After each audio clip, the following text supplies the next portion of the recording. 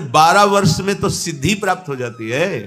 किसी भी मंत्र को, किसी भी नियम को 12 वर्ष तक किया जाए तो सिद्ध हो जाता है। पर हम ये कह रहे हैं कि 50 वर्ष भी आप लगा दीजिए, अगर ये दो भाव आपके सुधरे नहीं तो कुछ समझ में नहीं आएगा आपको। लोग समय व्यतीत करते हैं भोग चिंतन, भोग स्वामित्व में, और वर्णन कर देते हैं कि इतने वर्ष हो गए हमको परमार्थ में चलते हुए। तो वैराग्य, ज्ञान और भक्ति का आदर होता है, अवस्था का आदर नहीं होता। आप कितनी अवस्था के, इसका महत्व नहीं होता। थोड़ा भी शरीर स्वस्थ रखना चाहते हैं तो जैसे नियम से भजन वैसे व्यायाम आवश्यक है। सबसे प्रार्थना है, ये दवाइयों के बल पर जीना बंद करो। हमें तसल्ली होती है, हमने एक मकान बना लिया, तसल्ली होती, 4 लड़के हो गए और काल का तमाचा लगा पूरा का पूरा सब। देखो, अगर परिवार में रह करके आप भगवत भावना नहीं करते तो सब परिवार में रहकर आसक्त हैं और सब दुर्गति को प्राप्त होते हैं। ध्यान दीजिए, अविनाशी होते हुए भी अविनाशी भाव में ना होने के कारण मुझ अविनाशी तत्व को विनाश की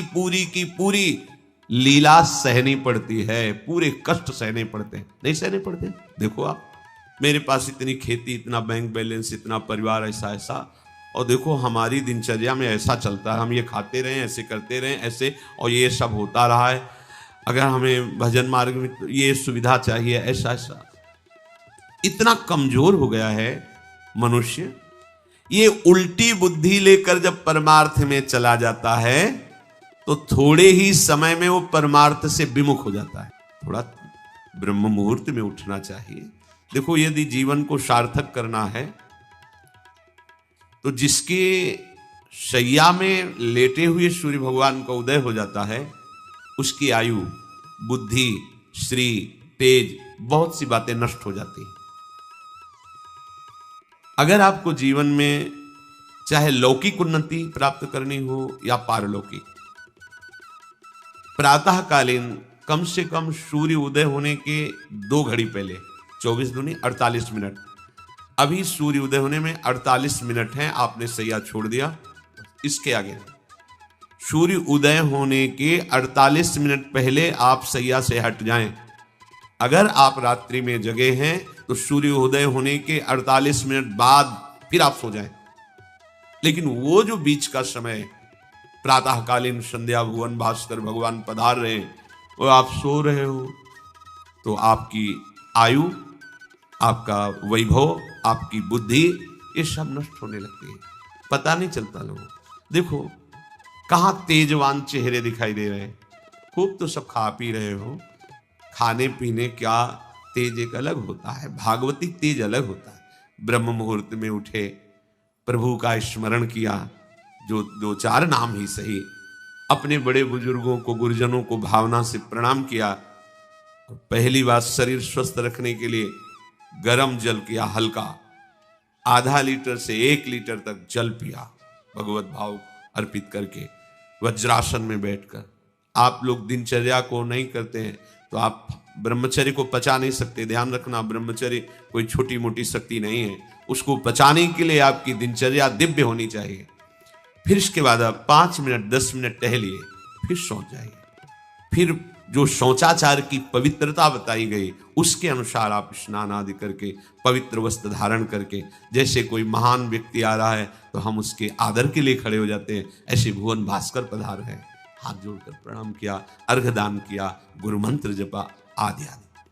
अब पड़े हो आप कि हम तो 2-3 बजे तक जगे हैं, ऐसा अगर आप भजन में जगे हैं तो भी सूर्य उदय के समय आप उठ जाइए। आपके गुरु आवे तो क्या आप सोते रहेंगे क्या? तो जगत गुरु हैं भुवन भास्कर, परम ज्ञान स्वरूप हैं, गायत्री छंद रूपी घोड़े हैं इनके रथ के, स्वयं भगवान अरुण देव सारथी हैं। और भगवान पीछे वर्णन किए, मैं ही सूर्य रूप से जगत को प्रकाशित करता हूं और ताप के द्वारा जल को सोख कर मैं ही वर्षा कराता हूं। भगवान का आदर करना।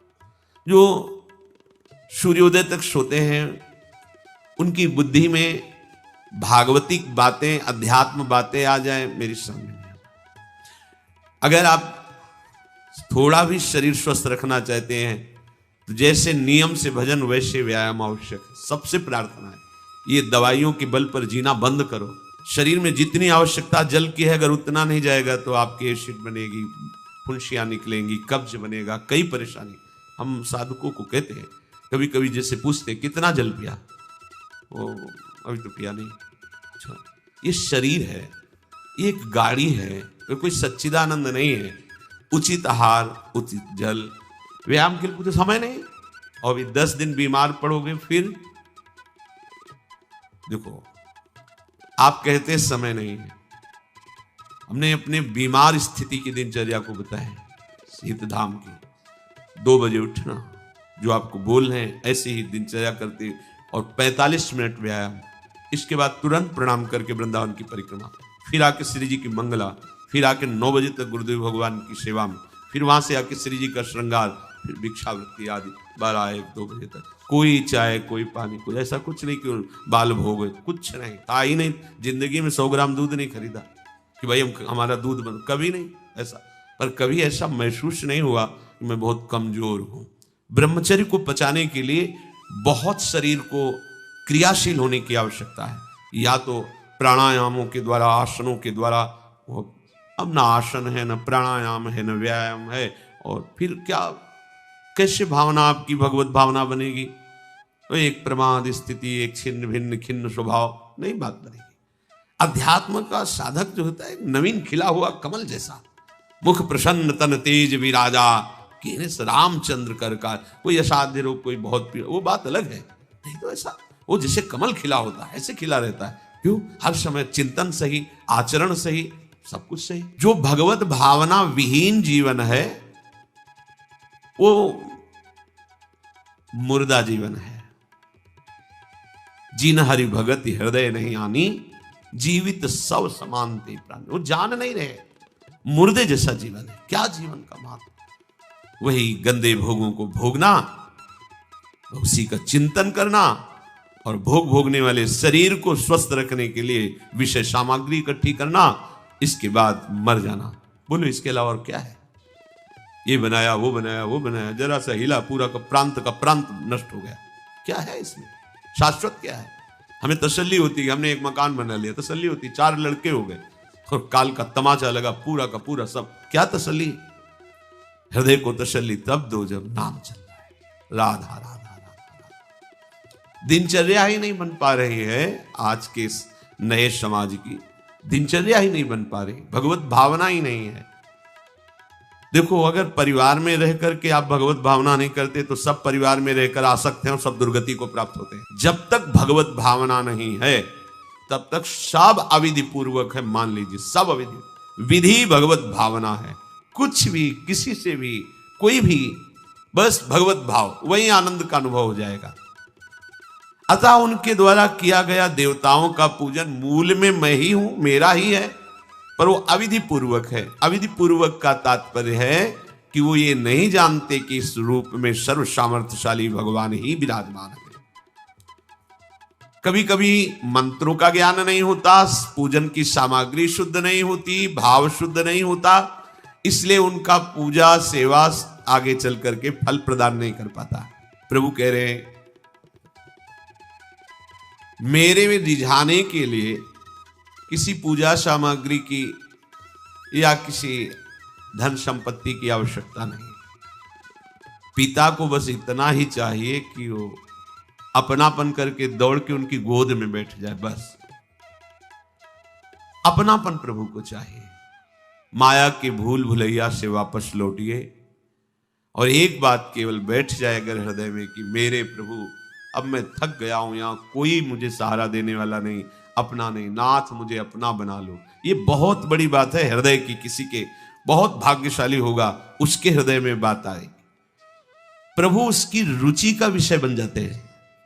प्रभु जहां वो ऐसा भावना करता है और उसकी रुचि हो जाती है प्रभु में। जैसे हमारी विषयों में रुचि, ऐसे प्रभु में रुचि हो जाती है। अब वो जो भी करता सब पूजा हो जाती है। ये रहस्य जल्दी सबको समझ में नहीं आता। ध्यान दीजिए, भगवत भावना विहीन आप जो भी कर रहे हैं वो सब अविधि पूर्वक है, भगवान कह रहे हैं। अगर भगवत भावना युक्त है तो जो भी कर रहे हैं सब विधि पूर्वक। कर्माबाई जी ने, एक विधि विधान जानने वाले संत ने जब कहा कि आप तो बिना स्नान में बड़ा अपराध, ऐसे तुम कैसे बना पाओ, और वो प्रातः अपनी स्नान आदि दिनचर्या करने लगी तो विलंब हुआ। फिर खिचड़ी अमनिया की ठाकुर जी को, ठाकुर जी आए गोद में बैठ के, एक कवल ही पाए कि उधर पर्दा, भाग के ठाकुर जी गए। खिचड़ी लगी थी, पार्षदों ने कहा जय जय तो अभी भोग ही नहीं पधराया। फिर और बोले कर्मा भाई है ना, वो मुझे भोग लगाती है। और पता नहीं उस महात्मा ने क्या समझा दिया विधि विधान, वो भोरी भारी हमारी भक्ता, वो अब नहाने धोने में समय लगाने लगी, इसलिए आज विलंब। देखो तुम जाओ और उनसे कह दो हम विधि विधानों से फंसने वाले नहीं, विधि विधान हमें कोई फांस नहीं सकता है। एक प्रेम फांस है जिसमें मैं फंस जाता हूं। बिना किसी बंधन के अगर ये बंधते हैं उसका नाम है प्रेम डोरी। जय श्री भट्ट प्रेम रस बंधन, क्यों छूटे दृढ़ फंद, बसो मेरे नैनन में दो चंद। ये बात सबकी समझ में नहीं आती। जाओ उनको कह दो जैसे वो बनाती थी वैसे ही बनाओ। पूरा अविधि है, अगर शास्त्रीय सिद्धांत से दे देखो अविधि है, पर वो महान विधि है जो भगवान को आसक्त कर लिया। कौन सी विधि? मेरे अपने प्रभु, मेरे प्यारे रात में भूखे रहते होंगे, ये भाव। भगवत भाव विहीन जितना जो कुछ आप कहोगे कि कैसे अविधि पूर्वक भगवान कह रहे हैं। देखो जब मथुरा के ब्राह्मणों को भगवत पार्षद सखाओं ने निवेदन किया कि भगवान श्री कृष्ण और बलराम आज इधर ही गाय चराने आए हैं और वो भूखे हैं, आप थोड़ा सा कुछ भोजन सामग्री दे दीजिए। ऐसे देखा कि ग्वारिया है, बात ही नहीं की, अधिकारी ही नहीं समझा, बात का अधिकारी नहीं समझा। ऐसा नहीं कि इनको पता न चला हो कि भगवान का अवतार है, क्योंकि जब भगवान अवतरित हुए सबको पता था कि भगवान अवतरित हुए हैं। प्रायः सबको पता था, सबको। जैसे वायु शीतल चलती तो सबके अंगों में लगती है, इसलिए महान प्रकृति उल्लसित होकर नृत्य कर रही थी आनंद में जब भगवान का प्रादुर्भाव हुआ। और उन्होंने बाद में स्वीकार किया कि मैंने महापुरुषों से सुना था कि भगवान पधारे हैं, पर मेरा कितना दुर्भाग्य कि वो स्वयं यज्ञ भोक्ता भगवान आगे जैसे कह रहे आम ही सर्व यज्ञानाम भोक्ता प्रभुरेव च, समस्त यज्ञों का भोक्ता मैं हूं। स्वयं समस्त यज्ञों की भोक्ता मांग रहे हैं और वो यज्ञ करने वाले ब्राह्मण अनादर कर रहे हैं। हुई ना विधि। और उन्होंने स्वीकार किया है कि मुझे चारों वेदों का ज्ञान है, गायत्री का अनुष्ठान, त्रिकाल संध्या, जितना भी शास्त्रीय सिद्धांत सब पालन करता हूं, पर सबके लिए उन्होंने एक शब्द प्रयोग किया, धिक्कार है मेरे ज्ञान को, धिक्कार है मेरी पवित्रता को, धिक्कार है। स्वयं यज्ञ भोक्ता भगवान मांगे और हमने बात भी नहीं की। पर अहो भाग्य हमारे कि हमारी पत्नियां ऐसी निकली जो हमारी बात बन गई, भगवत साक्षात्कार करने वाली। वहां कौन सी विधान का पालन कर रही? एक ही विधान, केवल अपने श्याम सुंदर मेरे प्रभु। प्रभु की चर्चा सुनकर प्रभु में आसक्ति हुई, आसक्ति ने प्रभु का साक्षात्कार करा दिया। भगवत भावना विहीन बड़े से बड़ा कार्य प्रभु को बिल्कुल पसंद नहीं। दुर्योधन ने दुशासन के महल में ऐसी भोग सामग्रियों का रचना करवाया था कि देवराजेंद्र भी ललचा जाए, और मूल उद्देश्य था कि श्री कृष्ण को रिझा लेंगे, अपने पक्ष में कर लेंगे। प्रभु ने उनसे वार्ता जब संधि की तो उन्होंने कहा कि बिना युद्ध के 5 गांव की बात क्या, सुई के अग्रभाग भी नहीं दे सकता, सुई के अग्रभाग भर भी जमीन नहीं दे सकता। 5 गांव की भगवान ने कहा था ऐसा करो तुम हस्तिनापुर के चक्रवर्ती सम्राट पर बैठे रहो, 5 गांव दे दो पांडवों को, वो मेरे भक्त हैं, मेरा आदेश पालन कर। उनका सूजी अग्रे न केशवा, सुई की नोक भरेंगे। भगवान चलने लगे तो कहा आओ प्रसाद पा लीजिए, भोग पा लीजिए, आइए महल में। तो उनका पाया वहां जाता है। यदि पवाने वाले में प्रीति हो या पाने वाले को मिलता ना हो, बहुत भूखा हो, मेरे को भूख नहीं है, तेरे में प्रीति नहीं है, चल दिए भगवान। भगवान उधर गए भी नहीं, और गए कहा भगवत भाव भावित विदुर जी के घर, वहां मांग करके छिलके पाए। देखो छिलके पवाना विधि है, अविधि है। अभी सेवा अपराध में सुन रहे थे ना। हाँ, अच्छा से अच्छा पदार्थ प्रभु को पवाना, और वो अच्छा पदार्थ तो फेंक रही है और छिलका पवा रही।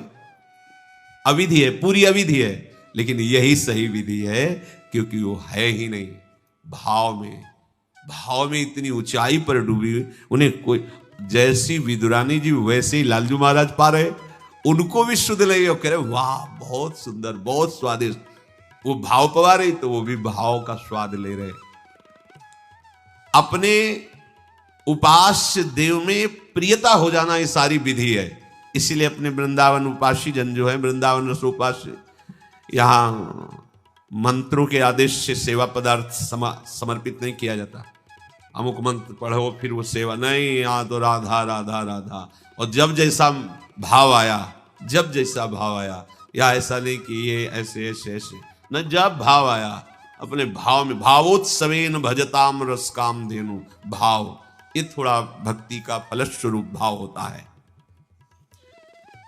जो प्रभु से विलग भाव करके उपासना की जाती है वो अविधि पूर्वक हो जाती है, और जो भगवत भाव करके की जाती है वो सब विधि मानी जाती है, जिसमें हमारे प्रभु को सुख मिले। ऐसी भावना करके जो भी किया जाए उससे भगवत प्राप्ति निश्चित है, क्योंकि सब यज्ञों का भोक्ता मैं हूं, मैं सबका स्वामी हूं। परंतु ये जो मेरे से विमुख हैं ये ऐसा नहीं जानते, ये मुझे तत्व को नहीं जानते, इसलिए ये अन्य भावना किया करते हैं। जो मेरे को नहीं जानते हैं, मेरे भाव से नहीं है, वो कुछ भी करें उनका पतन ही होता है।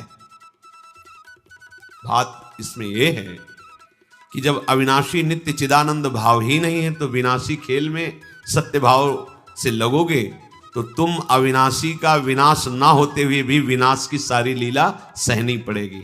जैसे आत्मस्वरूप जो हमारा स्वरूप है, उसमें किसी शस्त्र का, मंत्र का, किसी भी दैवी शक्ति का कोई भी बस नहीं है। जो हमारा आत्मस्वरूप है कि मंत्रवेत्ता कोई भस्म कर दे, किसी दिव्यास्त्र का संधान करके हमारी आत्मा को छेद भेद दे, अक्लेद्य है, अशोष्य है, अदाय है, फिर भी हम जलते, जलन का अनुभव करते हैं अंतर और बाहर से भी। क्यों? वहां तो बता रहे हैं कि अदाय है, कोई भी ताप आत्मा को स्पर्श नहीं कर सकता, फिर ये जलन क्यों होती है? लगता तो हमें कि मैं अंदर से जल रहा हूं या बाहर से शरीर में अग्नि आदि छू जाए तो ताप लगेगा, क्योंकि हम अपने अविनाशी भाव में नहीं हैं। ध्यान दीजिए, अविनाशी होते हुए भी अविनाशी भाव में ना होने के कारण मुझ अविनाशी तत्व को विनाश की पूरी लीला सहनी पड़ती है, पूरे कष्ट सहने पड़ते हैं। नहीं सहने पड़ते? देखो आप, जन्म मरण मेरा थोड़ी होता है, मेरा स्वरूप नयनम छिन्नन्ति शस्त्राणि नयनम दहाति पावकः न चैनम क्लेदयन्त्यापो न शोषयति मारुता, पर हो रहा है। हम जल में डूब के मर सकते हैं, हम वायु के प्रवाह में, हम नाना प्रकार के दुखों के प्रवाह में। क्या हुआ? बोले चूंकि तुम अपने अविनाशी स्वरूप भाव से विलग हो। समझ गए? वही बात यहां श्री भगवान कह रहे हैं कि यदि तुम ये भाव नहीं समझ पा रहे कि सबका भोक्ता मैं ही हूं, सब यज्ञ जितने भी साधन सबका फल प्रभु ही है, मैं सबका स्वामी हूं। जो मेरे को तत्व से नहीं जानते हैं, मेरे पर भाव नहीं करते, उनका पतन ही होता है। कारण ये अविनाशी भाव ना होने के कारण, विनाशी में सत्यत्व भाव होने के कारण परिणामता कुछ हाथ नहीं लगेगा, केवल नाश ही नाश। जब हम प्रभु की तरफ चलते हैं तो उसमें प्रधानता होती किसी संत या शास्त्र के वचन। ऐसे आप चल ही नहीं सकते। कभी भी कहीं भी कोई भी प्रभु की तरफ चलेगा, पहला कदम चला होगा तो किसी न किसी संत के वचन सुने होंगे या शास्त्र के वचन, दोनों एक ही बात है। जो संत भगवंत की वाणी है वही शास्त्र है। बिना उनके वचन सुने परमार्थ का पता ही नहीं चलता है। तो जब हम प्रभु की तरफ सत्संग सुनकर चलने को होते हैं तो ये दो मुख्य बाधाएं आकर खड़ी हो जाती हैं। भोगों की भोग वृत्ति संग्रह वृत्ति जो हमारे अंदर रही है तो वो हमको इतना कमजोर कर देती, लगता है अगर ये चीज नहीं होगी तो हम रह नहीं पाएंगे, ऐसी ऐसी व्यवस्था होगी तो हम नहीं रह पाएंगे। बड़ा कमजोर हो गए अपने लोग। हाँ, ऐसा होना चाहिए, ऐसा होना चाहिए, ऐसा होना चाहिए। भोगों का भोक्ता और भोगों के संग्रह युक्त स्वामी भाव। मेरे पास इतनी खेती, इतना बैंक बैलेंस, इतना परिवार, ऐसा ऐसा, और देखो हमारी दिनचर्या में ऐसा चलता है, हम ये खाते रहे, ऐसे करते रहे, ऐसे, और ये सब होता रहा है। अगर हमें भजन मार्ग में तो ये सुविधा चाहिए, ऐसा ऐसा। इतना कमजोर हो गया है मनुष्य कि वो भोगों की भोगने की वृत्ति और भोगों के संग्रह करने की वृत्ति और भोक्ता और संग्रहित वस्तु का स्वामी मैं, ऐसा, ये पहली परमार्थ में बाधा वृत्ति है। और ये प्रायः हम सब बड़ी खुशी से बाधा लिए चल रहे हैं। देखो ये बड़ा सूक्ष्म, चूंकि देखो अध्यात्म है, अध्यात्म तो जगत से बिल्कुल ऐसे है। कोई बड़े भाग्यशाली जन होते हैं जो सुनना चाहते हैं, उनसे भी बड़े भाग्यशाली जन होते हैं जो चलना चाहते हैं, उनसे भी बड़े भाग्यशाली जन जो चल रहे हैं, उनसे भी बड़े भाग्यशाली हैं जो महत्व रखकर चलते हुए उसका अनुभव कर रहे हैं। जो अनुभव कर लिए तो सतरति सतरति सा लोकान तारयति, वो स्वयं तर जाते हैं, स्वयं तर जाते हैं, लोगों को तार देते हैं। ये उल्टी बुद्धि लेकर जब परमार्थ में चला जाता है तो थोड़े ही समय में वो परमार्थ से विमुख हो जाता है। भोगों की भोगने की सुख बुद्धि और भोगों के संग्रह की और उसके स्वामित्व का भाव, जहां अंदर वृत्ति लिए थे वहीं पहुंच गए। ऐसे पूरा जीवन करने पर भी परमार्थ पथ नहीं मिलता और कहने लगते कि मैं 50 वर्ष हो गए परमार्थ में चलते। ये बात समझ लेना, परमार्थ पथ एक कदम भी चलोगे तो तुम्हें इतना स्वस्थ और मजबूत बना देगा कि तुम्हें कोई परास्त नहीं। एक कदम, अरे 12 वर्ष में तो सिद्धि प्राप्त हो जाती है। किसी भी मंत्र को, किसी भी नियम को 12 वर्ष तक किया जाए तो सिद्ध हो जाता है, ऐसा संतों ने वर्णन किया है। पर हम ये कह रहे हैं कि 50 वर्ष भी आप लगा दीजिए, अगर ये दो भाव आपके सुधरे नहीं तो कुछ समझ में नहीं आएगा आपको। आपको याद होगा हित धाम में एक समय शाम टाइम लगभग 75 वर्ष के विरक्त भेष के महात्मा ने एक प्रश्न किया था कि मैं किसी ऐसी आदत से परेशान हूं जो आज 75 वर्ष का हूं, फिर भी मुझे करना होता है। अब क्या करूं, अब तो मरने का समय आ रहा है। मुझे आश्चर्य नहीं, सर्वाश्चर्य हुआ। पूरा जीवन भगवत मार्ग में चलने का प्रमाण देने वाला कि मैं भगवत मार्ग का पथिक हूं, 75 वर्ष की अवस्था में वो अपनी उस वृत्ति को नहीं छोड़ पाया जो भगवान से विमुख करती है। अब कहीं डींग अपने लोग हाँक सकते हैं कि इतने वर्ष हो गए परमार्थ। शरीर का समय व्यतीत करना कोई परमार्थ का मार्ग तय कर लेना नहीं है। विवेक के द्वारा भोगों का त्याग करके निरंतर परमात्म चिंतन, ये परमार्थ का मार्ग है।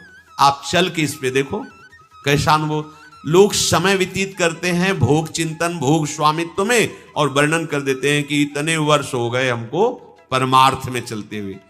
दंभ कभी सत्य वस्तु का अनुभव नहीं कराता, नाटक कभी सच्चिदानंद रस का अनुभव नहीं कराता। भगवत रसिक जी कह रहे हैं, बिन विवेक वैराग्य भक्ति बिनु सत्य न एको मानो। बिना विवेक और वैराग्य और प्रेम भक्ति के उसकी एक भी बात सत्य नहीं मानना है, कोई भी हो, कितनी भी अवस्था का हो। ऐसा जरूरी नहीं कि कोई कितनी